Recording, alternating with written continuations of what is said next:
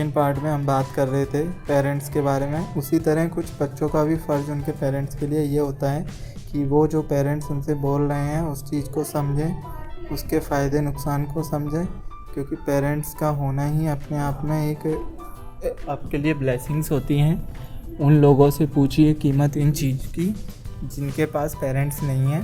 वो वाकई में उनको जो फ़ील होता है वो फीलिंग आई थिंक हम सब मतलब बहुत एक जो होता है जोन उसमें है, लेकिन हमें भगवान के कृपा से जो सपोर्ट मिला है पेरेंट्स का वो बहुत बड़ी बात है दोस्तों।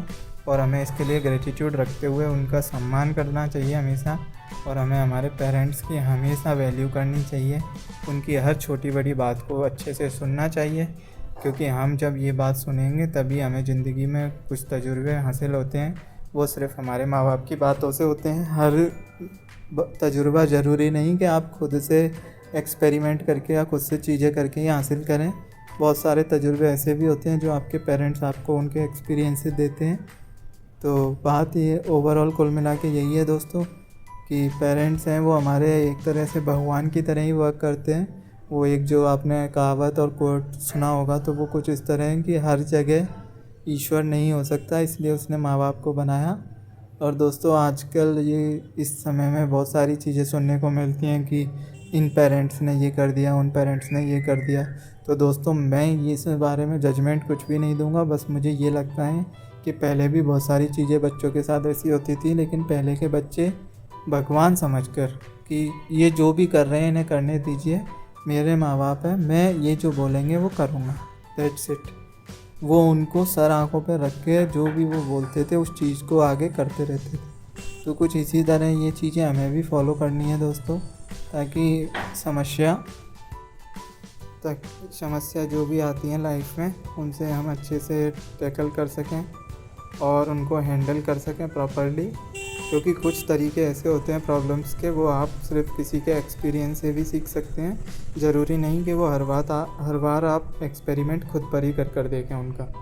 तो बेटर यही है कि आप अपने जो भी काम कर रहे हैं वो प्रॉपर करते रहें, पेरेंट्स के साथ करते रहें, पेरेंट्स से सीखते रहें, उनको रेस्पेक्ट देते रहें, क्योंकि हर हाल में हर इंसान को एक ना एक दिन स्ट्रगल करना पड़ता है।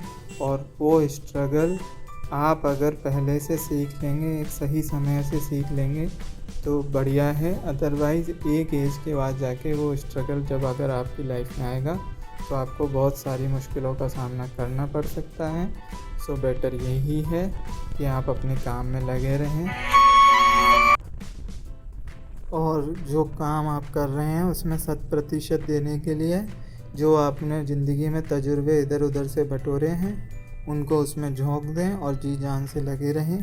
क्योंकि आज मेहनत जो है वो आपके पेरेंट्स के तजुर्बे से अगर आपको मिल रही है तो उसका कोई सानी नहीं है। और दूसरी बात यह है कि उन तजुर्बों की बहुत कद्र करें, क्योंकि वो हर किसी को नसीब नहीं होते हैं। और जैसा कि आप देखते हैं, और बात दूसरी ये जो मैं बोल रहा हूँ इनको आप सिर्फ वर्ड्स ना समझ के इन्हें सीरियस समझेंगे तो ये आपको और बाकी के लोगों को जो आप सीख देंगे उनको बहुत हेल्प करती है। क्योंकि ये जो डेडिकेशन पेरेंट्स की सेवा का, उनकी रिस्पेक्ट का है, ये आपको लाइफ में बहुत आगे तक ले जाता है दोस्तों। मैं ये नहीं कह रहा कि आप लाखों रुपए कमाएंगे, करोड़ों रुपए कमाएंगे तो पेरेंट्स खुश होंगे। वो बस आप जब थोड़ा सा सेटल्ड भी होंगे तो वो काफ़ी खुश रहेंगे, क्योंकि उनके माइंड का जो स्ट्रेस होता है हर पेरेंट्स का वो ये रहता है कि उनके जो भी बच्चे हैं वो थोड़े से ठीक ठाक अर्निंग्स करें, उनके सरवाइव करने लायक कमाएं इस वर्ल्ड में, जो कि कुछ गलत नहीं है। आज अगर हम उनको उनकी जगह रख के देखें तो कुछ गलत नहीं है अगर वो ये सोच रहे हैं, क्योंकि हमको भी पता है और उनको भी पता है आज के इस दुनिया में कोई किसी की हेल्प नहीं करता है, और जो थोड़ी बहुत हेल्प होती है उसकी एक लिमिटेड टाइमिंग्स होती हैं। ऐसा नहीं है कि फ्रिक्वेंट हर लोग, हर इंसान किसी की हेल्प करते रहेंगे या फिर आप उनसे एक्सपेक्टेशन रखेंगे, क्योंकि एंड ऑफ द डे आपको खुद को ही चीज़ें टैकल करनी पड़ेंगी। और इसका ये सबसे बड़ा एग्जांपल होता है कि आप सही समय पे किसी चीज़ से एग्ज़िट करें। अगर नहीं कर पा रहे हैं तो कोशिश करें कि वो चीज़ें उस तरह से हों। बाय बाय दोस्तों।